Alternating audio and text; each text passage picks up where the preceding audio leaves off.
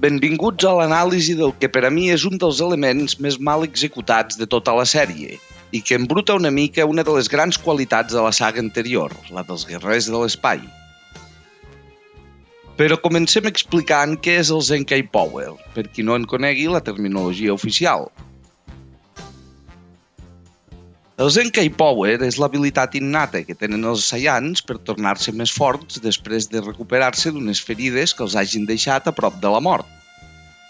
Aquesta habilitat ens la introdueixen només començar la saga de Namek, quan el Vegeta li explica al Kiwi, i des d'aquell punt es convertirà en la principal manera que tindran els nostres herois durant la saga per augmentar la força, els que siguin Saiyans, és clar. En un diàleg del Krillin, el Toriyama l'intenta justificar retroactivament, però siguem sincers, no cola. A cap de les sagues anteriors a Namek hi ha cap indici de l'existència d'aquesta habilitat. Per tant, fou una eina de la que es va dotar l'autor per permetre grans increments de poder en molt poc temps dins de la història. Al cap i a la fi, la saga de Namek passa, tota ella, en poc més d'una setmana. I malgrat que elements així són típics de veure els shonens, tot i que en forma de recurs reservat al protagonista, a la saga dels Saiyans semblava que el Toriyama tenia intenció d'abandonar aquesta mena de recursos fàcils. Pel que fa al funcionament general de l'habilitat, aquest és fàcil d'entendre, però el detall es deixa sense explicar, cosa que permet al Toriyama abusar-ne encara més. És a dir, no ens diuen en quina mesura augmenta el poder ni en funció de quins paràmetres ho fa, i els increments que veiem semblen més dictats pel guió que no per cap lògica interna no explicitada al lector.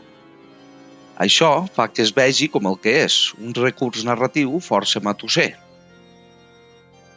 Tampoc ajuda el fet que hi hagi escenes que a simple vista puguin semblar contradictòries, tot i que si les analitzem a fons veurem que en realitat no ho són tant. De tots és sabut que el Goku, al seu viatge cap a Namek, abusa constantment d'aquesta habilitat per incrementar el seu poder exageradament i dominar la gravetat de Senjés. Però més endavant, quan el Vegeta li demana al Krillin que el deixi malferit, li ho justifica dient-li que si ho fes ell mateix, l'habilitat no seria efectiva. Bé, el que a primera vista sembla totalment contradictori, en el fons no ho és tant. Si bé el Goku acabava provocant-se el Zenkai Power a còpia d'entrenar i autolesionar-se, aquestes sessions d'entrenament duraven moltes hores. Ho sabem per la quantitat de monxetes que es pren el Goku durant el seu viatge de 5 o 6 dies, ara no ho recordo exactament, cap a Namek. El Vegeta necessitava quedar tan malferit com fos possible, tan de pressa com fos possible. És lògic pensar que ell mateix s'hagués frenat a l'hora d'autolesionar-se, com li passa al capità Gineu quan li roba el cos al Goku, que tot i ferir-se no ho fan prou força i el Goku pot acabar seguint. I malgrat en un context on hagués tingut temps o hagués pogut fer ell mateix, en aquell moment necessitava l'ajuda del Krillin perquè el Freezer ja s'estava destransformant.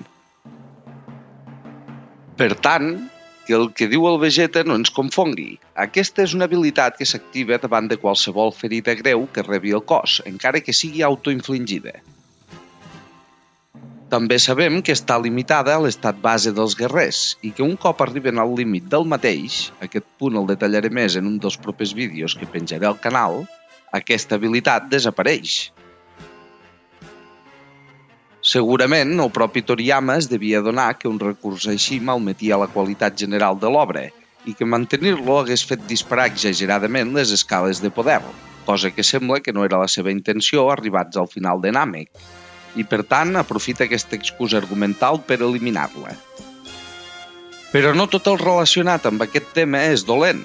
El Zenkai Power és una habilitat prou original, i tot i que introduïda i executada de manera molt matussera, no deixa de ser un tret característic dels Saiyans que els acaba fent més especials i donant-los més personalitat com a raça guerrera.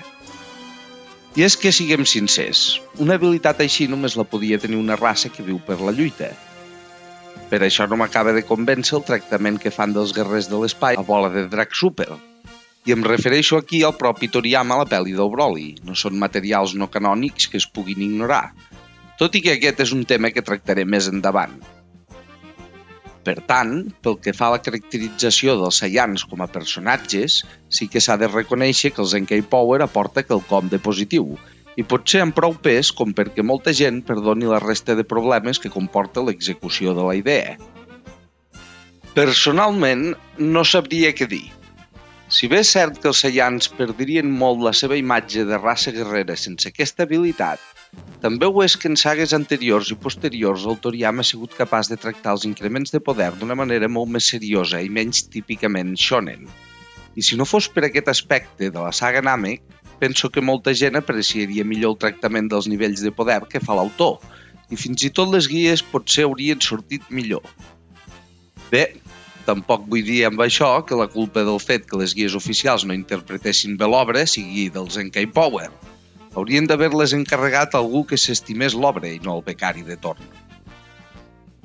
I fins aquí l'anàlisi d'aquesta habilitat tan especial i alhora polèmica. Espero que hagueu fruït del vídeo i que ens veiem als propers. Salut!